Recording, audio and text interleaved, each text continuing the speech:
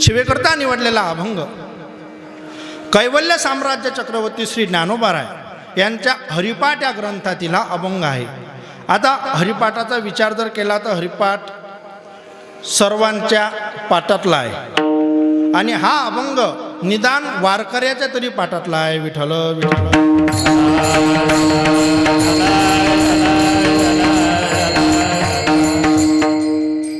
हरिपाठ हा एक ग्रंथ आहे, कारण अनुबंध चतुष्ट ज्याच्या सुरुवातीला येत असतात त्याला शास्त्र असे म्हणतात.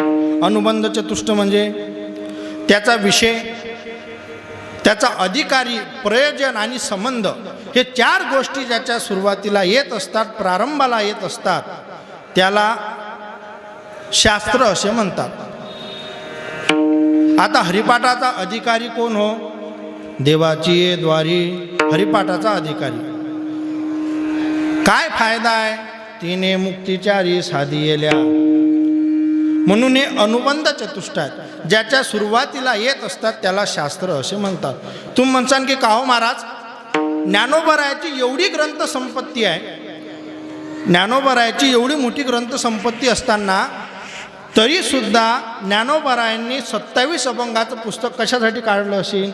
आता प्रत्येकाला वाटते ना, कारण ज्ञानोबारायाचा विचार जर केला तर अनुभव अमृत आहे. सर्व ग्रंथांचा राजा म्हणजे ज्ञानेश्वरी आहे. त्याचबरोबर जसे अभंग तसाच प्रसंग म्हणजे ज्ञानोबारायाचा गाथासुद्धा आहे. एवढंच नाही तर चांगदेव 65 आहे. असे मोठमोठे ग्रंथ ज्ञानोबारायाचे असतात. बरं, एवढी मोठी ग्रंथसंपत्ती ज्ञानोबारायाची असताना मग हरिपाठ कशासाठी काढला असेल हो? आता ज्ञानेश्वरीचा विचार जर केला तर ज्ञानेश्वरीतली पहिली ओवी कोणची आहे हो? ओम नमोजी आद्या वेद प्रदीपाद्या जे जे स्वसम विद्या आत्मरूपा. यातला एकही अक्षर मराठी नाही. सांगायचं म्हणजे ज्ञानेश्वरीवर संस्कृतची छाया आहे. म्हणून ज्ञानेश्वरी ग्रंथ सर्वसामान्य माणसांना न कळणारा ग्रंथ आहे. एवढंच नाही तर ज्ञानेश्वरीला अधिकारी सांगितलेला आहे. कोण आहे ज्ञानेश्वरीचा अधिकारी? माऊली सांगतात, सुमनो शुद्धमती अनिंदक अनन्यगती मंग गवपी तया प्रती चावडी जे सुके.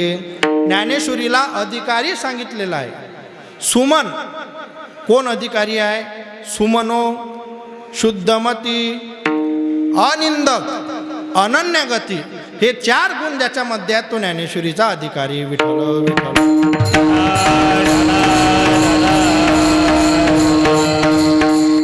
सुमन म्हणजे चांगले मन, मोकळे मन. कारण आज परमार्थात गरज आहे ती चांगल्या मनाची. तुका म्हणे मोकळे मन नारायण. सुमनो शुद्धमती काना वचनाचे भेटी. गुरुचं वचन आणि शिष्याचा कान म्हणजे पाठ ज्याला म्हणतात शुद्धमती. नाहीतर मतीचेही प्रकार आहे. कायची बुद्धी ओल्या शेणासारखी असते, कायची बुद्धी गौरीसारखी असते आणि कायची बुद्धी कापरासारखी असते. आता वलशेण किती दिवस पेटवलं तर पेटीन हो? वलशेण पेटते. सर्व शेतकरी मंडळी आहे, पेटते वलशेण. तसं काहीची बुद्धी असते. तो शिकवणारा जर मेला तरी काही जण शिकत नाहीत. त्याची बुद्धी त्या वल्या शेणासारखी असते. काहीची गौरीसारखी असते, काहीची बुद्धी गौरीसारखी असते. गौरी पेटते पण फूक मारू मारू फूक मारू मारू म्हणजे पेटवणाऱ्याच्या नाकीनव येते, मग ते गौरी पेटते. तसं काही जण शिकतात पण शिकवणाऱ्याच्या नाकीनव येतात, मग शिकतात. विठ्ठल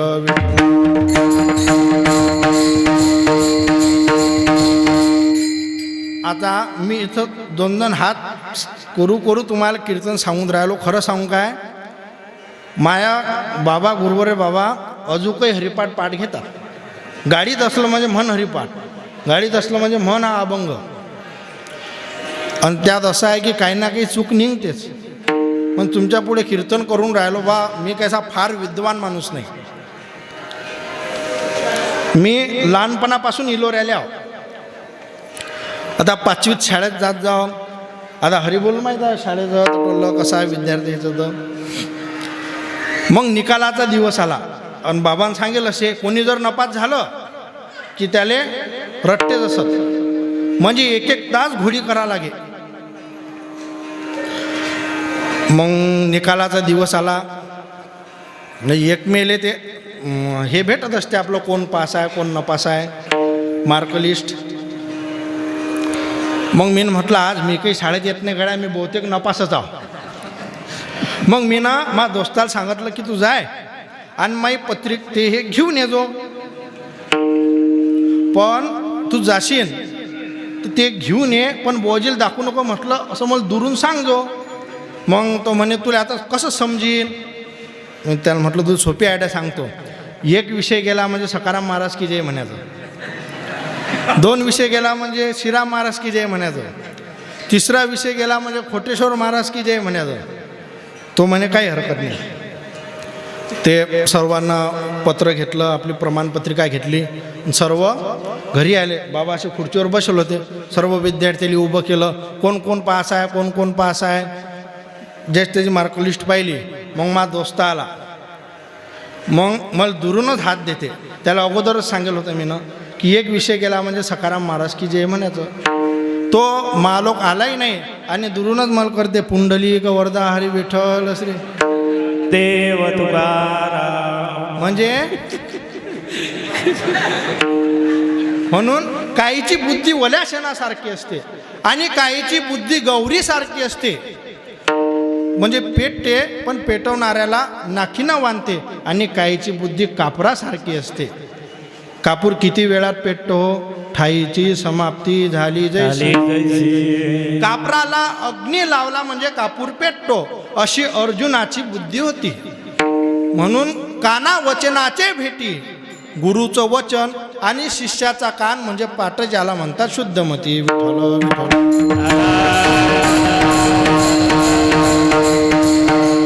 सुमनो शुद्धमती.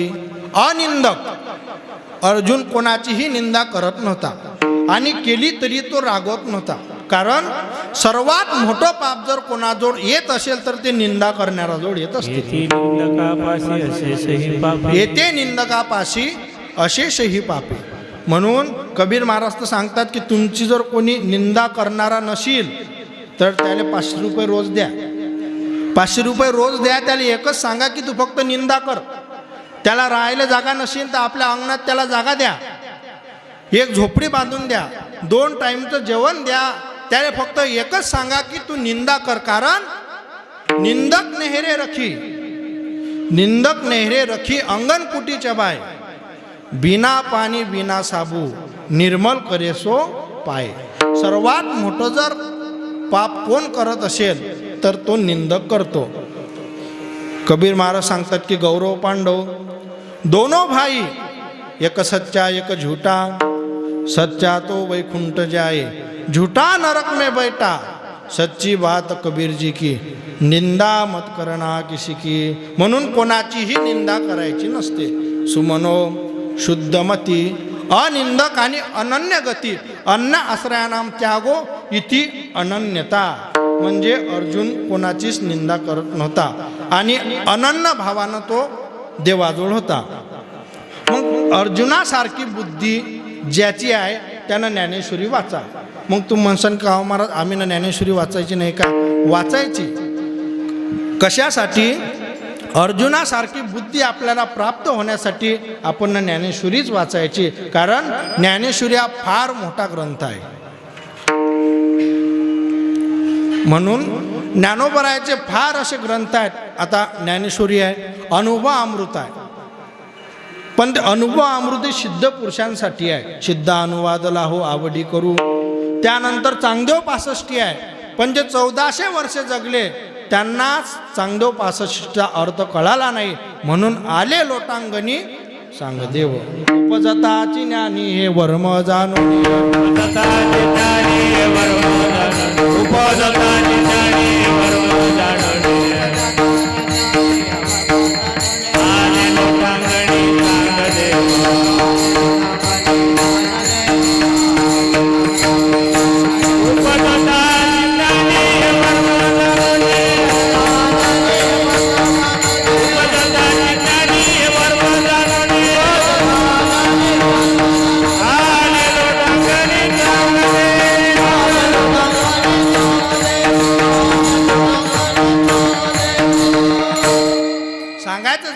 ज्ञानोबरायांचे फार मोठमोठे ग्रंथ आहेत, ते सर्वसामान्य माणसांना न कळणारे ग्रंथ आहेत.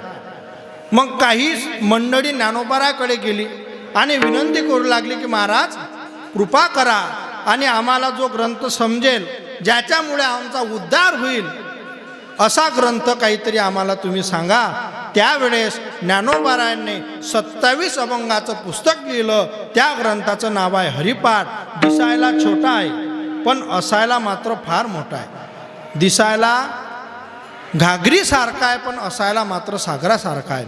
अल्प अक्षरम असम दिग्धम सार्वत विश्वतो मुखम. सर्व विश्वाला गवसणी घालावी एवढं ज्ञान हरिपाठात आहे. आणि हा अभंग म्हणजे उपक्रमही आहे आणि उपसंवारही आहे. माऊली म्हणतात की तुम्ही जास्त काही करू नका, तुम्हाला 4ही मुक्त्या पाहिजेत ना, तुमचा उद्धार व्हावा असं तुम्हाला वाटते ना, मग काय करा. माऊली सांगतात अभंगाच्या प्रथम चरणात, देवाची द्वारी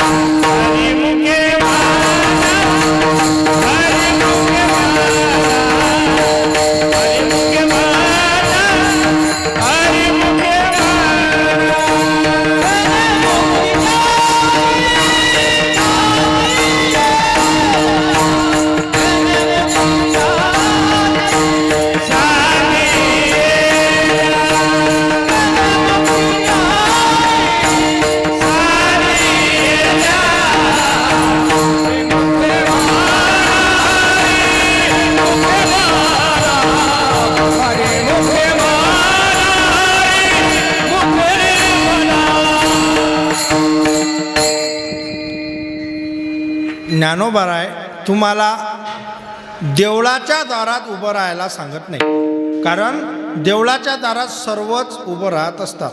नास्तिक मनुष्य जरी देवळासमोरून चालला न कळत त्याचे हात जोडतात. म्हणून ज्ञानोबराय तुम्हाला देवाच्या द्वारात उभं राहायला सांगतात. आता देवाच्या द्वारात उभं राहणं म्हणजे काय हो?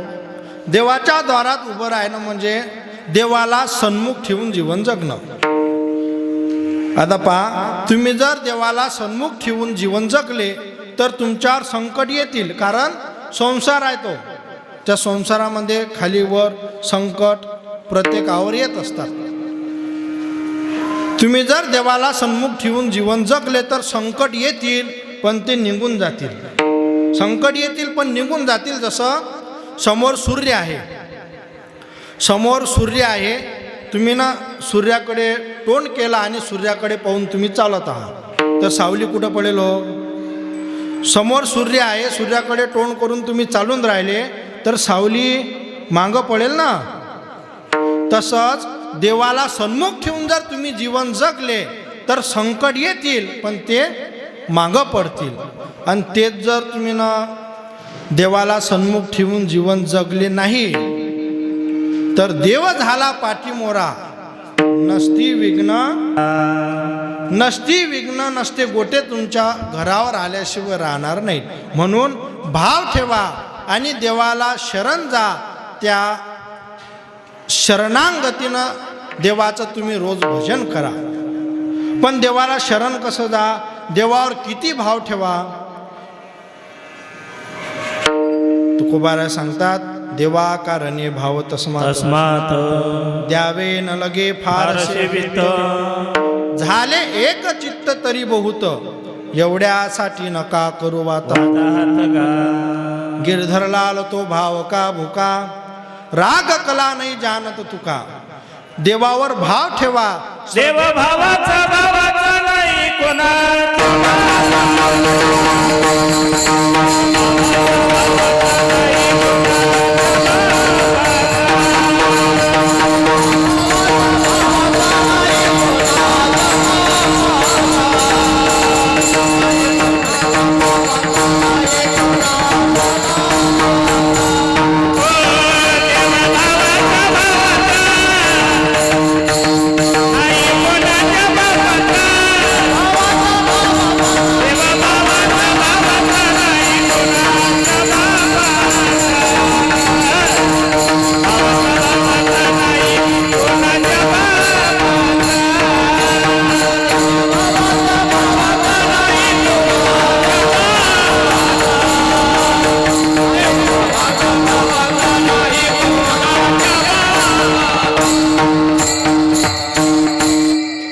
देव भावाचा नाही कोणाचा कोणाच्या बापाचा फक्त देवावर भाव ठेवा पण तो भाव किती ठेवा दृष्टांत सांगतो पा घरचा सप्ताह आहे आता ज्याच्या घरी सप्ताह आहे पा त्याले फार टेन्शन असते त्या कार्याचं आता कार्यक्रम कोणताही असो मग सप्ताह आहे त्या सप्त्यामध्ये आजूबाजूची सर्व गावातली मंडळी त्यानं बोलावली मग दुसऱ्या दिवसचा काला मग काल्याच्या अगोदरच्या दिवशी विचार करायला लागले की याला पत्रिका दिली असेल काय त्याला पत्रिका दिली असेल काय याला चिठ्ठी भेटली असेल काय त्याला आमंत्रण मिळालं असेल काय पण फिरता फिरता मनात विचार आला की ज्याच्याशिवाय आपलं कार्यच नाही ज्याच्याशिवाय आपलं कार्यच नाही त्यालाच आमंत्रण द्यायचं विसरलो म्हणजे पांडवांच्या घरचा सप्ताह आहे पांडवाच्या घरचा सप्ताह आहे त्या सप्त्यात कोण हजर पाहिजेत हो देव हजर पाहिजेत ना भगवान श्रीकृष्ण पण धर्मराजाच्या लक्षात आलं की सर्वांना पत्रिका दिली पण देवालाच पत्रिका द्यायचं विसरलो मग विचार करायला लागले आता कसं करायचं काय करायचं विचार करत असताना धर्मराजाला समोरून अर्जुन येताना दिसला धर्मराजाने अर्जुनाला आवाज दिला आणि सांगायला लागले की अरे अर्जुना जा लवकर रथ तयार कर तुला द्वारकेला जायचं आहे देवाला घेऊन यायचं आहे त्यावेळेस अर्जुन देवाला सांगायला लागतो की दादा अशी काय गडबड आहे असं काय संकट आलं त्यावेळेस धर्मराजा अर्जुनाला सांगायला लागतात की अरे अर्जुना अरे सर्वांना आमंत्रण दिलं सर्वांना पत्रिका दिली पण देवाला पत्रिका द्यायचं विसरलो म्हणून लवकर रथ तयार कर जा आणि देवाला द्वारकेहून घेऊन ये त्यावेळेस अर्जुन म्हणतो दादा उद्याचा शेवटचा दिवस आहे उद्याचा काला आहे आता रोड आता चांगले आहेत म्हणा पण पहिला जमाना समजा त्यावेळेस रोड काय रथाचा प्रवास अर्जुन सांगायला लागला की दादा अरे रस्ते काही चांगले नाहीत कमी जास्त झालं माझा जर ॲक्सिडेंट झाला तर उद्याचा काला मी पाहू शकणार नाही म्हणून मला इथलं काही काम सांग आणि देवाला आणायला कोणाला तरी दुसऱ्याला पाठव त्यावेळेस अर्जुन नाही म्हणतो धर्मराजा विचार करायला लागतात की आता कोणाला सांगायचं देवाला कोणाला आणायला पाठवायचं विचार करत असताना समोरून धर्मराजाला नकुल आणि सहदेव येताना दिसले धर्मराजाने दोघांनाही बोलावलं आणि सांगायला लागले की अरे जा लवकर रथ तयार करा आणि देवाला आणायला तुम्हाला जावं लागते त्यावेळेस नकुल सहदेव सांगायला लागले की दादा आम्हाला तुम्ही इथलं काही काम सांगा पण तुम्ही म्हणसाल वरवटले जा भाजीपाला आणा वरवटले जा महाराजले आणा ते आमच्याकडनं होणार नाही म्हणून तुम्ही तुम्ही आम्हाला या सप्त्यातलं काहीही काम सांगा इथलं, आम्ही ते करायला तयार आहोत. आता धर्मराजे विचार करायला लागले. अर्जुन नाही म्हणते, नकुल सहदेव ते नाही म्हणतात, मग आता राहिलं कोण? भीमदादा राहिले ना. आता भीमदादाचं एकच काम होतं, खाया पिया सुक्षे सोया, लाख जमाना खोया. अरे भीमदादा कुठे आहेत, भीमा कुठे आहे, भीम कुठे आहे? त्यावेळेस सांगायला लागले की भीमदादा आपल्या शयन कक्षात आराम करून राहिले. काय की मंडळीला घरचा सप्ताह आहे ते काही टेन्शन नसते.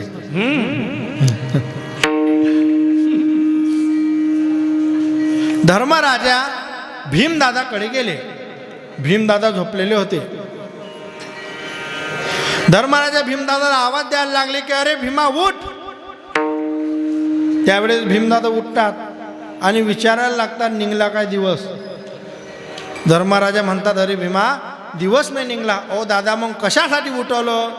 अरे सर्वांना आमंत्रण दिलं, सर्वांना पत्रिका दिली, पण देवाला आमंत्रण द्यायचं विसरलो, म्हणून लवकर रथ तयार कर आणि जा देवाला घेऊन ये. त्यावेळेस भीमदादा म्हणतात की दुसरं कोणी नाही काय, मीच आहो काय? कारण असं आहे की काही कामं काही माणसाकडे सांगा, त्याच माणसांना सांगावं लागतात. काही इम्पॉर्टंट कामं असतात ना. आता पहा हे गाव बरं वारकरीचं आहे, सर्व भाग्यवान गाव आहे. या गावात पारेकरी बहुतेक भाड्याचे नसते, ते पारा वाजवणारे नाही. पण इतरत्र गावात जर पाहिलं तर पारेकरी दुसऱ्या गावून बोलावं लागतात. सप्ताह माणसं खूप मोठे मोठे करतात, खूप मोठे मोठे महाराज लोक बोलावतात, पण पारेकरी त्यांना दुसऱ्या गावून बोलावं लागतात. आता आमचे विष्णू महाराज आहेत विना घ्यायले. सांगायचं झालं म्हणजे कोणत्याही कामाला काही इम्पॉर्टंट माणसं ते नेमेल असतात, पण या पाऱ्याचा म्हणा कीर्तनाचा असा भेव लागते माणसाईले. आता एका मंदिरात पारा चालू, संध्याकाळचा टाईम होता. त्या पारेकऱ्याला लागली चहाची तलप. तेवढ्यात एक भाविक भक्त दर्शनाला आला. हनुमंता दर्शन घेतलं, प्रदक्षिणा मारली, विनेकऱ्याचं दर्शन घेतलं. आता तो विनेकरी म्हणे भाऊ मी फक्त 5 मिनिटात घरी जाऊन येतो, 5 मिनिटापुरता विना घेता काय? तो म्हणे विना 5 मिनिटापुरता नाही, ते काही आपल्याला जमणार नाही म्हणे भाऊ. पण काय काम आहे मला सांगा? काहीच नाही म्हणे, घरी जातो, 6 वाजले, घरून फक्त चहा घेऊन येतो, चहा घ्या पुरता विना घ्या. आता हा त्याले तो माणूस म्हणे भाऊ विना तुमच्याजवळच राहू द्या, विना तुमच्याजवळच राहू द्या, मी घरी जातो, मा पैसेनं 10 रुपयाचं दूध विकत आणतो, प्युअर चहा तुम्हाला मंदिरात घेऊन येतो, फक्त तो पारा तुमच्याजवळ राहू द्या. माणसं त्या विण्याले एक टाळकरी. आता पहा सर्व तरुण मंडळी आहे बा, तरणा भाग्यवंता नटे हरिकीर्तनात सर्व तरुण मंडळी आहे. नाहीतर बहुतेक टाळकरी सापडत नाही. 2 म्हणणारे असतात, त्या म्हणणाऱ्याच्या इकून तिकून 1-2 जण असतात उभे, पण टाळकरी आहेत. चांगला आहे, चांगला मेळ आहे. सांगायचं म्हणजे भीमदादा सांगायला लागले की देवा अर्जुन अरे धर्मराजा मी एकटा जाऊ का, दुसरं कोणी नाही काय? त्यावेळेस धर्मराजा भीमदादाला सांगायला लागतं की भीमा अरे तुला देवाला आणायला जायचं आहे. त्यावेळेस भीमदादा म्हणतात काही हरकत नाही, देवाला आणावं लागते ना, तुम्हाला देव कधी पाहिजेत? त्यावेळेस भीमदादा सांगायला लागतात की देव उद्याचं कालाचं कीर्तन झालं म्हणजे देव आम्हाला हजर पाहिजेत. भीमदादा म्हणतात जा काही टेन्शन घेऊ नका, उद्याच्या तारखेत देव येऊन जातील. धर्मराजा म्हणतात जाऊ, हो जा म्हणत, उद्या देव पाहिजेत ना, देव येऊन जातील. धर्मराजा गेले. उद्याचा दिवस निघला, काल्याचं कीर्तन झालं, हरे राम सुरू झालं. तेवढ्यात लोकांची कुजबूज चालू झाली की ते दिसत नाहीत, ते दिसत नाहीत. कारण आता दोन दोस्त नेहमी एका ठिकाणी असतात, त्यातला जर एक नसला तो संशय वाढते ना, त्याला वाटते झमकलं असेल काय, काही झालं असेल काय बा. त्यावेळेस पांडवांच्या घरचा सप्ताह आणि देव हजर नाहीत, म्हणजे नेमकं काय झालं असेल. त्यावेळेस ते लोक कुजबूज करायला लागतात. धर्मराजाच्या लक्षात येते, धर्मराजा लगेच भीमदादाकडे जातात. भीमदादा झोपलेले असतात. धर्मराज भीमदादाला उठवतात. अरे भीमा उठ, अरे कुठे आहेत देव. भीमदादा म्हणतात दिवस निघला का. हो. अरे दिवस नाही, काल्याचं कीर्तन झालं, पंगत सुरू झाली, हरे राम सुरू झालं, कुठे आहेत देव. त्यावेळेस भीमदादा म्हणतात तुम्हाला देवच पाहिजेत ना. हो. अरे देव पाहिजेत म्हणजे लवकर देवाला आण. त्यावेळेस भीमदादा उठतात, तोंड धुतात आणि आपली गदा हातात घेतात. गदा हातात घेतात, पंक्तीच्या मध्यभागी जाऊन उभे राहतात आणि देवाला प्रतिज्ञा करू लागतात की देवा, माझा जर भाव तुझ्यावर असेल, माझा जर भाव तुझ्यावर असेल, माझी जर श्रद्धा तुझ्यावर असेल, तर या संकटाचं निवारण तू करशील. त्यावेळेस भीमदादा आपली गदा हातात घेतात, हातातली गदा वर फेकतात आणि त्या गदेखाली आपलं मुंडकं ठेवतात आणि सांगायला लागतात की अरे देवा, माझा जर खराच तुझ्यावर भाव असेल, माझा जर भाव तुझ्यावर असेल, माझी जर श्रद्धा तुझ्यावर असेल आणि खरंच मी तुझ्या दारात जर उभा असेल, तर हे गदा झेलायला तू येशील. माझा जर भाव तुझ्यावर असेल, माझी श्रद्धा जर असेल आणि मी तुझ्या दारात जर उभा असेल, तर हे गदा झेलायला तू येशील, नाहीतर या गदेनंच माझा प्राण जाईल. लोक कुजबूज करायला लागले. एवढ्या लवकर कुठे देव येत असते काय. आता देव काय बाजारचा भाजीपाला आहे काय, देवाले भाव लागते. त्यावेळेस भीमदादा सांगायला लागले थांबा, बोलायची घाई करू नका, थांबा. माझा देव माझी श्रद्धा पाहून, माझा भाव पाहून जर आला नाही, तर मी कुंतीचा नाही कुत्रीचा होईल. विठ्ठल.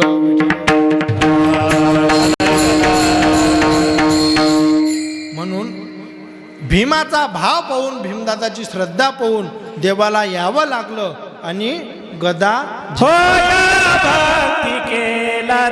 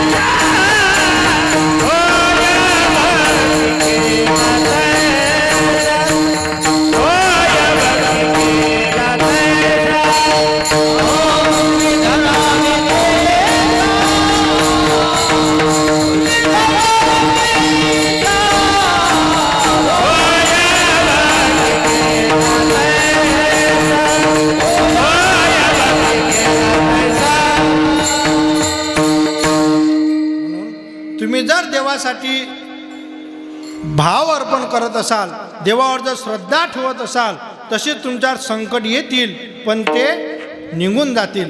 कारण फक्त देवाला अंतःकरणात लागतो तो भाव. पण तुम्ही जर देवासाठी मरायला तयार झाले, तर देव तुम्हाला तुमच्या संकटात धावून आल्याशिवाय राहणार नाही. आणि असा जर तुमचा भाव असला, तिने मुक्तीच्या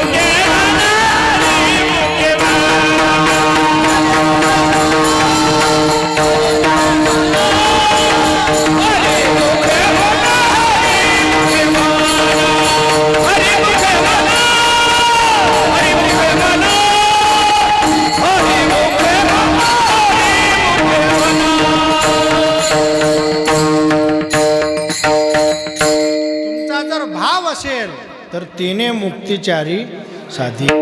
4 मुक्त्याही तुम्हाला प्राप्त होऊन जातील.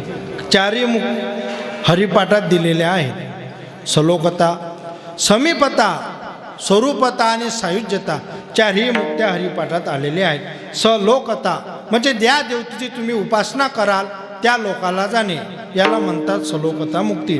म्हणून मुस्लिम जर मेला तर पैगंबरवासी लिहितात, बौद्ध जर असला तर बुद्धवासी लिहितात, शंकराचा जर भक्त असला तर कैलासवासी लिहितात, आणि विष्णूचा जर भक्त असला तर वैकुंठवासी लिहितात.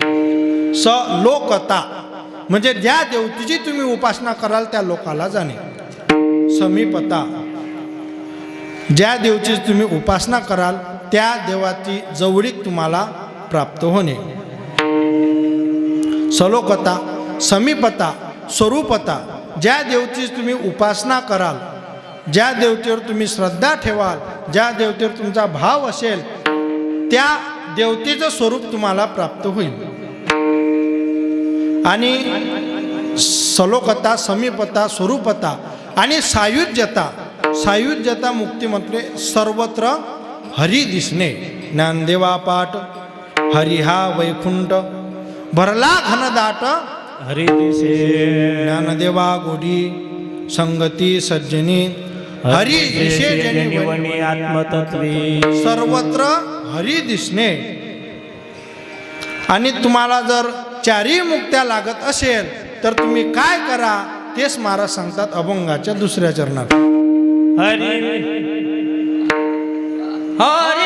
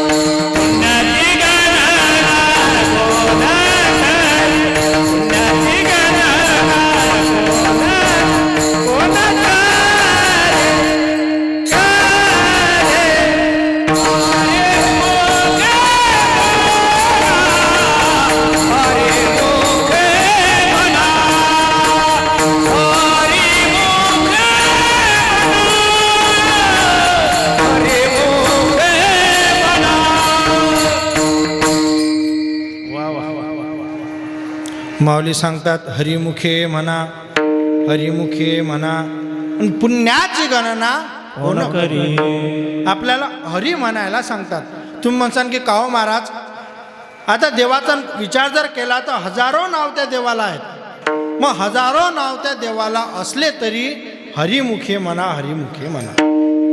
कारण देवाच्या प्रत्येक नावात एक वेगवेगळं सामर्थ्य असते.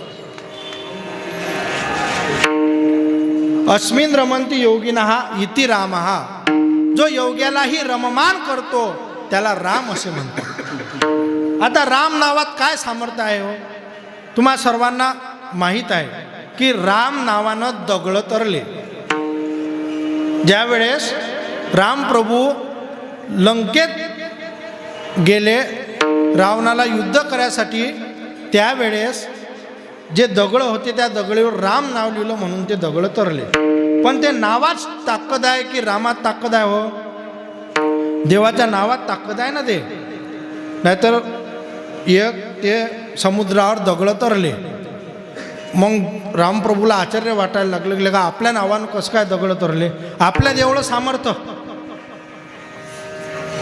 मग सर्वांना झोपू दिलं. रात्री एकटे उठले, समुद्राकाठी गेले. एक दगड घेतला, मोठा दगड घेतला, पाण्यात टाकला, डुबला. त्याच्यापेक्षा लहान घेतला, पाण्यात टाकला, तोही डुबला. एकदम बारीक दगड घेतला, समुद्रात टाकला, तोही डुबला. मग इकडे तिकडे रामप्रभू पाहायला लागले, कोणी आपल्याला पाहते काय. रामप्रभूनं मागे पाहिलं तर हनुमंतराय. त्यावेळेस रामप्रभू म्हणता, हनुमंता अरे कधी आला. त्यावेळेस हनुमंतराय सांगायला लागले की देवा, ज्यावेळेस तुम्ही ना पहिला दगड टाकला त्यावेळेस पहिल्या दगडापासून हजर आहो. त्यावेळेस रामप्रभू सांगायला लागले की हनुमंता, अरे ज्यावेळेस माझं नाव त्या दगडावर लिहिलं त्यावेळेस दगड तरायला लागले, पण ज्यावेळेस मी दगड टाकून राहिलो दगड तरून नाही राहिले. त्यावेळेस हनुमंतराय सांगतात, देवा हे तुमची ताकद नाही, तुमच्या नावाची ताकद आहे. विठ्ठल विठ्ठल.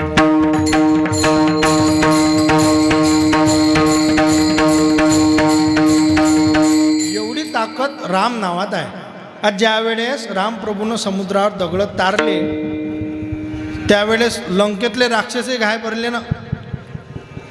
जिकडे तिकडे हाहाकार झाला की रामप्रभू फार मोठे आहेत, कारण ज्याच्या नावात एवढं सामर्थ्य आहे त्याच्या नावानं दगडं तरून राहिले. फार सामर्थ्य आहे रामामध्ये, फार बलवान आहे राम. जिकडे तिकडे लंकेत ते पसरलं की राम फार विद्वान आहे. रामप्रभून जर दगडायला सांगलं तर दगडही रामप्रभू मधला ऐकतात. जिकडे तिकडे प्रचार सुरू झाला लंकेमध्ये. हे बातमी त्यावेळेस रावणाला कळली. रावण विचार करायला लागला की आपल्या सैन्याचं जर बल जर खचलं तर आपली पराजय निश्चित आहे. त्यावेळेस रावणानं एक युक्ती केली, कारण रावण म्हणजे हुशार होता, फार विद्वान होता. 6 शास्त्र, 18 पुराण, 4 वेद ज्याच्या मुखोद्गत होते.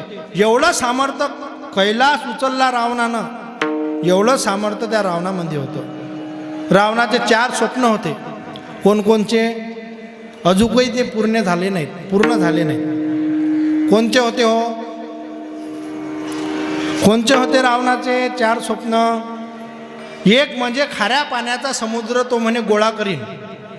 जो खाऱ्या पाण्याचा समुद्र आहे तो खाराने राहीन, गोळा करीन म्हणे, म्हणजे गोळ्या पाण्याचा करीन. दुसरं, एवढी मोठी सोन्याची लंका आहे म्हणे आपली, पण या सोन्याले सुगंध नाही. सोन्याले सुगंध आणून दाखवीन म्हणे. एवढा बलवान रावण होता. खाऱ्या पाणी आहे म्हणे समुद्रात, गोळं करीन. सोनं, लंका सोन्याची आहे पण या सोन्याले सुगंध नाही, सोन्याले सुगंध आणून दाखवीन म्हणे. तिसरं स्वप्न होतं त्याचं की स्वर्गालोक पायऱ्या बनवत नाही. पायऱ्या म्हणजे मेल्यावर स्वर्ग दिसायचं कामच नाही, जिवंतपणी स्वर्ग पा. आणि चौथं मग त्यानं विचार केला रावणानं की वडील वाऱ्याच्या अगोदर मुलगा वारणार नाही, हे प्रथा बंद करीन म्हणे. हे 4 स्वप्न रावणाचे होते. एवढा बलवान तो रावण. मग त्याने युक्ती केली, सर्व राक्षसांना समुद्राकाठी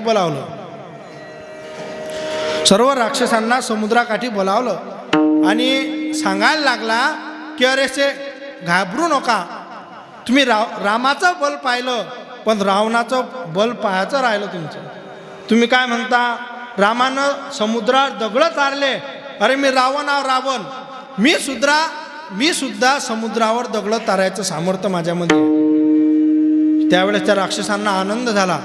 रावण सांगायला लागला की जा मोठा दगड उचलून घेऊन या. त्यावेळेस सर्व राक्षस गेले. 8-10 जणीनं मोठा दगड उचलून आणला. रावण त्या दगडाजवळ गेला, त्या दगडाले तोंड लावलं, म्हणजे मुंडकं त्या दगडाजवळ केलं आणि सांगायला लागला की जा हा दगड समुद्रात टाका, बुडणार नाही. 8-10 राक्षस गेले, तो दगड उचलला, समुद्रात टाकला. काय चमत्कार, तर तो दगड तरला. रावण म्हणे एवढंच नाही तर 8-10 जण त्या दगडावर जा. राक्षसाला सांगे उड्या मारा, दगड डुबणार. राक्षस गेले. त्या दगडावर कुदायला लागले, उड्या मारायला लागले. तो दगड डुबला नाही. सर्व राक्षसांनी रावणाचा जय जयकार केला. जय जयकार करत सर्व लंकेमध्ये गेले. सर्वांना शांती मिळाली, कारण सर्व घाबरलेले होते. कारण रामात एवढी शक्ती आहे म्हणत की रामाच्या म्हटलं दगडं ऐकतात. रामानं जर लंकेवर दगडीचा वर्षाव केला म्हणजे मेलो ना आपण. पण आपले रावण काही कमी नाही म्हणत. रावणानंही आज दगड तारून दाखवले. सर्वांना आनंद झाला. सर्व आपापल्या घरी गेले. रावणही आपल्या शयनकक्षेत आला. आल्यानंतर जिकडे तिकडे ते बातमी पसरली की रावणानं दगड तारला, रावणानं समुद्रावर दगड तारला. त्यावेळेस रावणाची पत्नी रावणाजवळ आली आणि विचारू लागली, का हो तुम्ही ना आज समुद्रावर दगड तारला म्हणतात. रावण म्हणे, हिर काय खोटी आहे का बातमी? खरी आहे, या पठ्ठ्यानं आज दगड तारला. त्यावेळेस रावणाची पत्नी सांगायला लागली की रामाच्या हातून दगड तरतील यात काही नवल नाही, पण तुमच्या हातून दगड कसा काय तरला? त्यावेळेस रावण सांगायला लागले, घे बाय मला काही विचार नका, आज फार टेन्शनमध्ये मी मला झोपू दे म्हणे.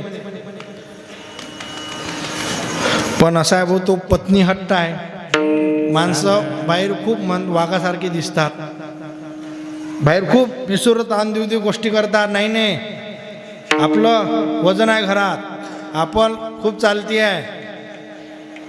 पण तो घरात गेला, आम्हालाच माहित आहे. असा जावे ज्याच्या वंशात तेव्हा कळे. ते काही आमच्या भाग्यात नाही. आणि त्याला काही भाग्यवान म्हणत नाही. विठ्ठल विठ्ठल.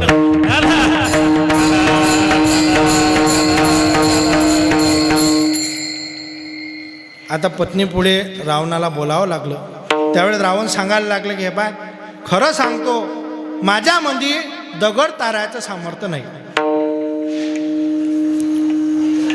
त्यावेळेस ते रावणाची पत्नी सांगायला लागली, मग तुम्ही ना कसा काय दगड तारला रे?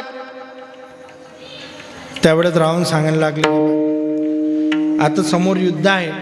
जिकडे तिकडे चर्चा सुरू झाली की रावणानं दगड तारला. मग आता आपलं सैन्याचं बल खचलं पाहिजेत नाही, त्यासाठी मला तर काही ना काही करावं लागेल. मग रावणाची पत्नी म्हणे, काय केलं तुम्ही ना? मी गेलो म्हणे समुद्राकाठी. त्या राक्षसांना सांगितलं की जा एक मोठा दगड घेऊन या. त्यांनी मोठा दगड आणला म्हणे. मी त्या दगडाजवळ गेलो आणि त्या दगडाला सांगितलं, हे पाय जर तू डुबला तर तुला रामाची शपथ आहे. जर तू डुबला म्हणे तर समुद्रात बुडाला, तुला रामाची शपथ आहे. पण एवढं सामर्थ्य आहे त्या नावात, ते कोणही नाव घ्यावं, फार सामर्थ्य आहे राम नावात. मीनं त्याला शपथ दिली म्हणे, तुला रामाची शपथ आहे म्हणे, तू जर डुबला तर. म्हणून तो चमत्कार घडला म्हणे. तो दगड माचांनी डुबला म्हणे, माचान नाही तरला, रामाचानच तरला. ते ताकद फक्त रामाजवळच आहे. पण असं आहे म्हणे, आपल्या जे सैन्य आहे त्या सैन्याचं बल खशायला पाहिजेत नाही, म्हणून मीनं तो उपयोग केला म्हणे. म्हणून राम नावात फार ताकद आहे. यस्मिन रमंती योगिनः इति रामः. जो योग्यालाही रममान करतो त्याला राम असे म्हणतात. कृष्ण कर्षती आकर्षण करणारा. जो जड मुळाचं आकर्षण करतो त्याला कृष्ण असे म्हणतात. आणि रु हरती पापानी इति हरहा. जो पापाचं हरण करतो त्याला हरी म्हणतात. विठ्ठल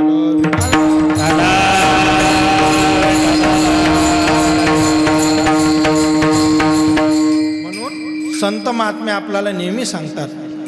आता सकाराम बाबांनी तेच सांगलं, श्रीराम बाबांनाही तेच सांगलं, कोटेश्वर बाबाही तेच सांगतात, गुलाब बाबाही तेच सांगतात की हरिमुखे म्हणा, हरिमुखे हरिमुखे म्हणा, पुण्याची गणना.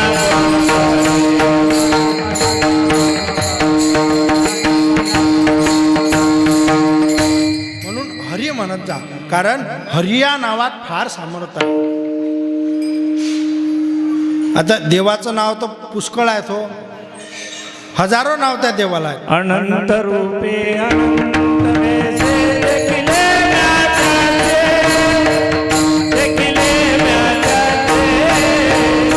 हा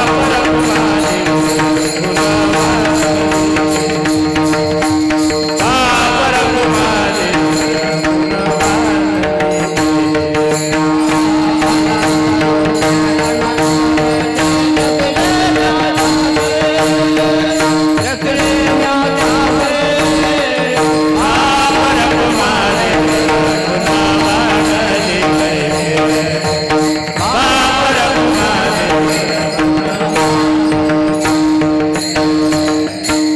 अनंत रूप आहे. पण प्रत्येक नावाचं वेगवेगळं सामर्थ्य आहे.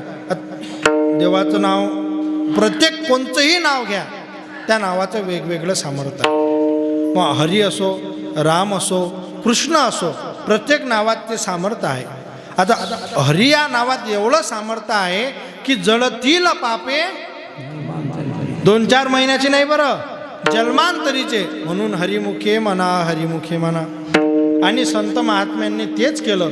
दिन रजनी हाची धंदा गोविंदाचे पवाडे दिवस न कळे रात्र न कळे, अंगी खेळे दैवत न कळे दिवस की रात्री, अखंड लागली से ज्योती. आनंद लहरीची गती वर्णुमी किती तया सुख.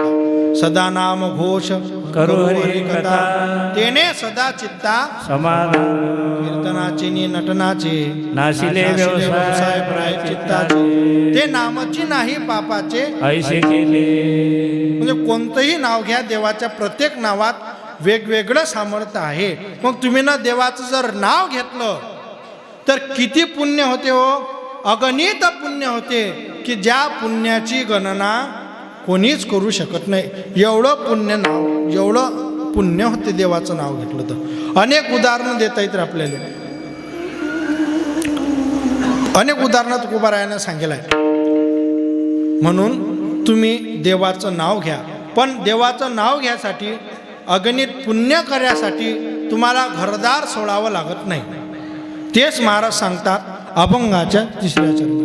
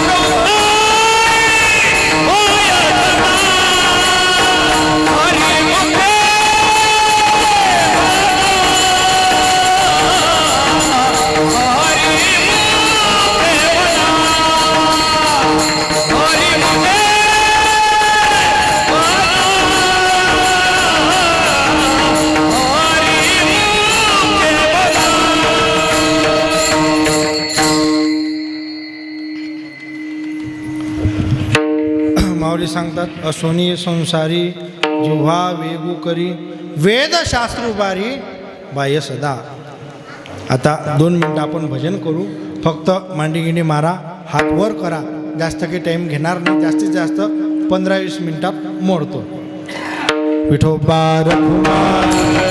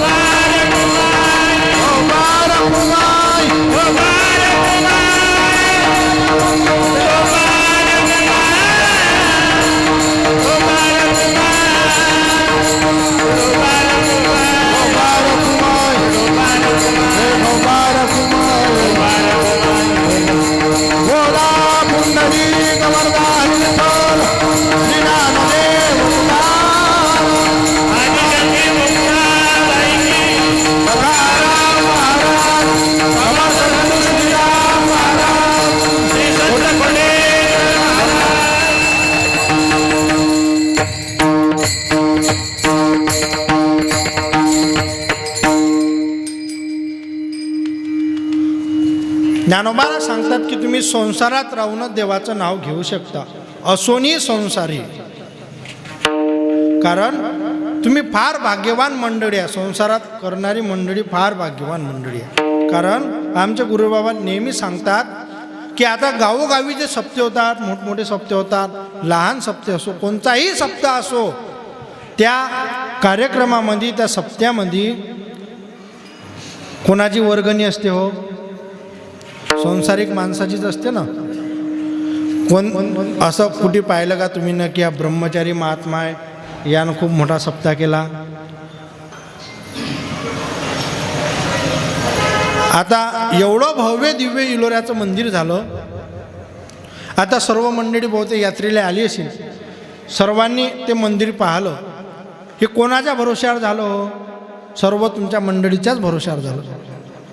कारण संसारातली मंडळी अत्यंत भाग्यवान मंडळी आहे. कारण सर्व मंडळी दाती मंडळी आहे. सर्वांचे हात नेहमी द्यासाठीच असतात आणि आमचे नेहमी घ्यासाठीच असतात. नाही, असं काही नाही.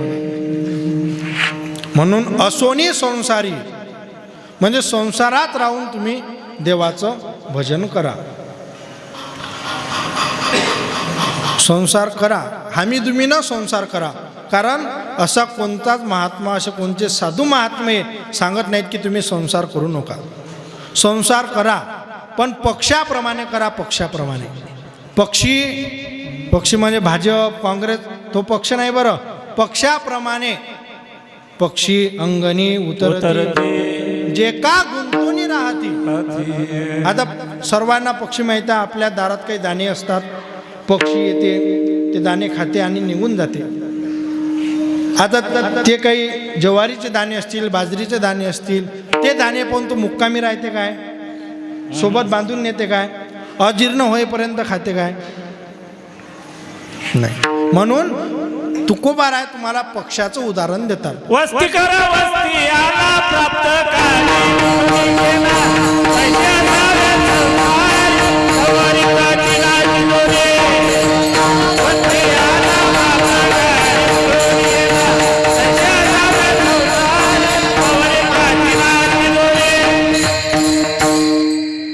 पक्षाचं उदाहरण देतात.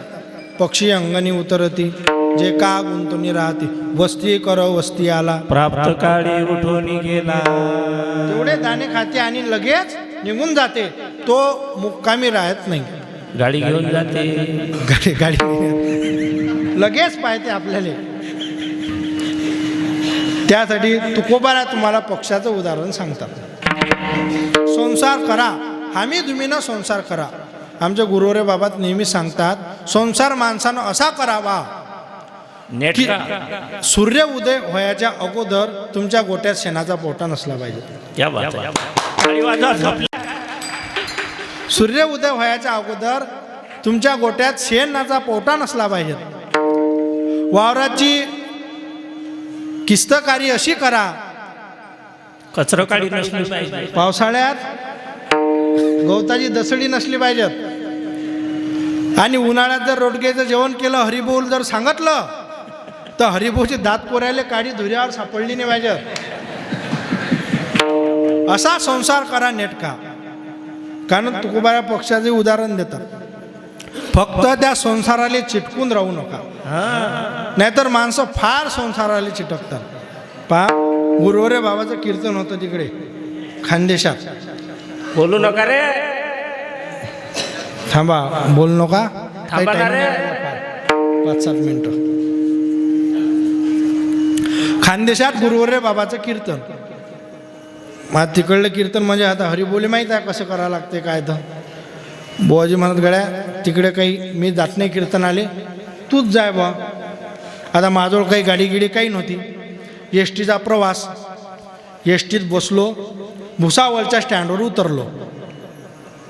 आता ते गाव होतं तोडून 15 किलोमीटर. त्या गावाचं नाव सांगत नाही, कारण सोयरी गिरे जर असले तर माझ भोवती पंचे. या गावचे सोयरे जळगावला नाही, काही नाही.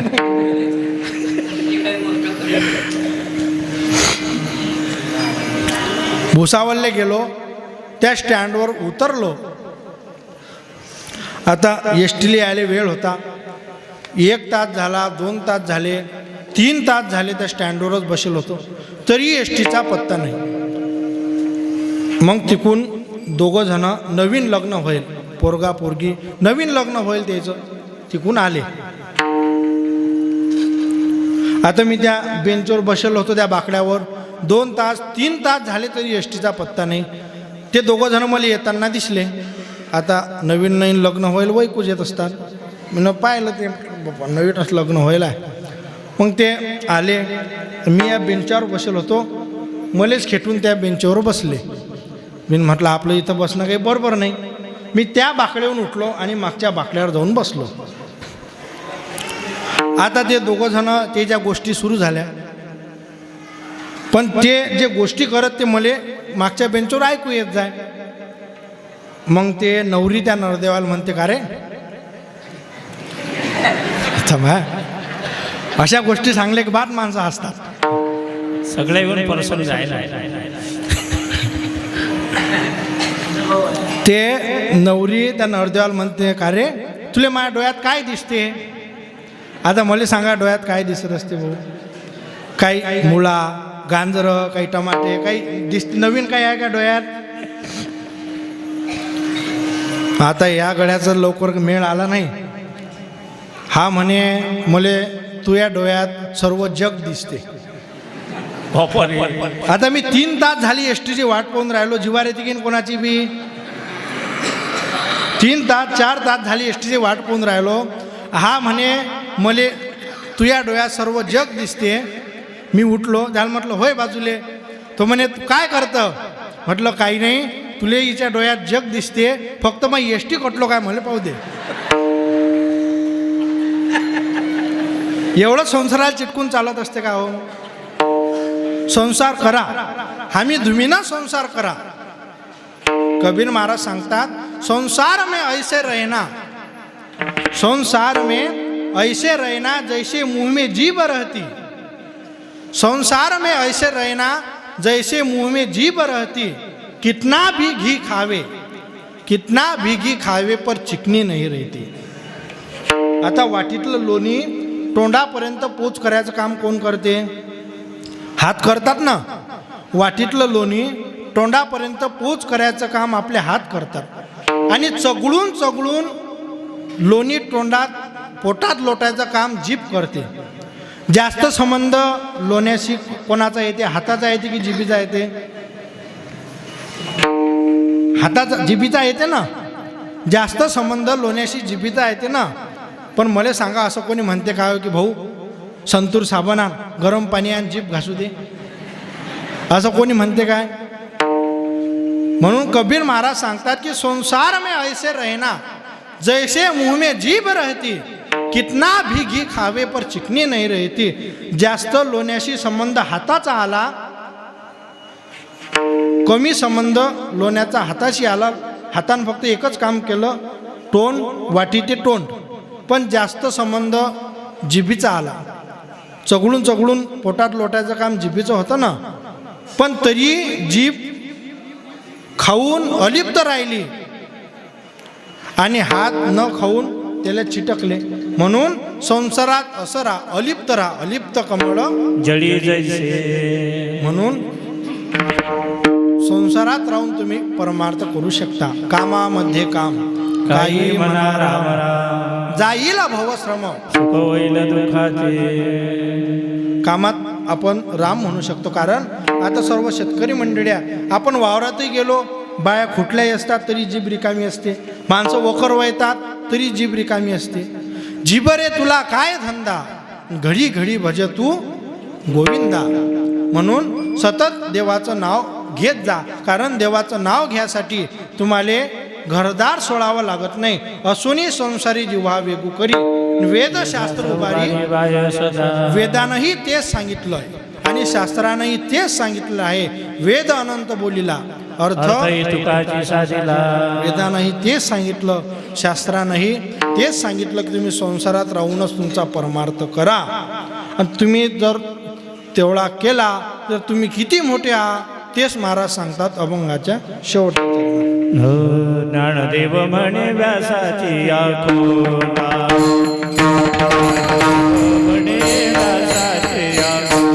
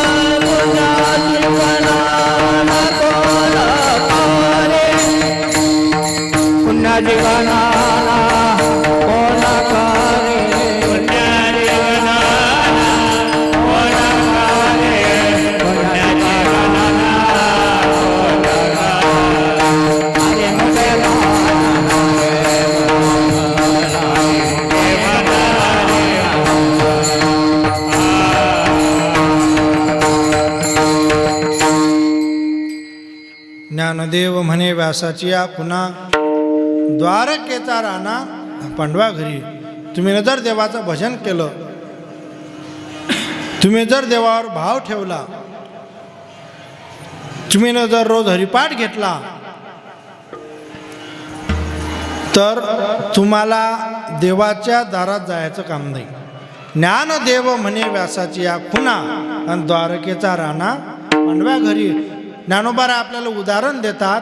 फक्त पांडवाईजवळ काय होतं, पण देवाशी अनन्य भावानं राहिले म्हणून पांडवांना देवाच्या दारात जायचं काम नाही पडलं. देव नेहमी पांडवाच्या जवळ असत, पांडवाच्या घरी असत.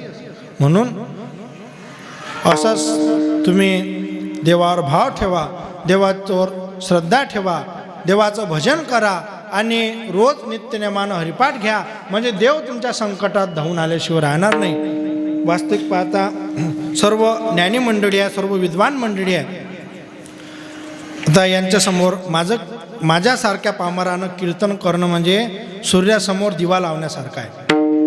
पण असं आहे, गुरुवर्य बाबानं पाठवलं, गुरुवर्य बाबाची आज्ञा. कारण असं असते आमच्यासाठी सेवके करावे सांगितले काम, शिक्क्याचा तो धर्म स्वामी राखे. गुरुवर्य बाबानं पाठवलं, या ठिकाणी आलो आणि तुम्ही ना सर्व मायबाप मंडळींना 2 तास कसंही टुटकं मुटकं होणार कीर्तन ऐकलं, 2 तास बसले. म्हणून माझं जर काही चुकीचे शब्द जर निघले असतील माझ्या मुखातून तर जात असताना माझी मला परत द्या. आणि जे काही बरोबर असेल ते गुरुवर्यांचं आशीर्वाद समजून, संत महात्म्याची कृपा समजून, नाही निदान तर हरिपाठ तरी घ्या. असो माझा बोलण्याचा अधिकार नाही. कारण पत्रिकेत सर्व पाहिलं तर सर्व ज्ञानी मंडळी आहे, सर्व विद्वान मंडळी आहे. आळंदी, देहू एवढंच नाही तर सर्व फळकरी, हो सर्व फळकरीचे कीर्तनकार आहेत. म्हणून माझ्या पामराकडे आलेली आहे सेवा आहे. आणि जसं माझ्या बुद्धीला सुचलं करविली तैशी केली कटकट, वाकडी कानीट देवदाने, पुन्हा कारणे झालीशी निर्माण, देवाचे कारण देवदाने, निवृत्ती ज्ञान देव सोपान.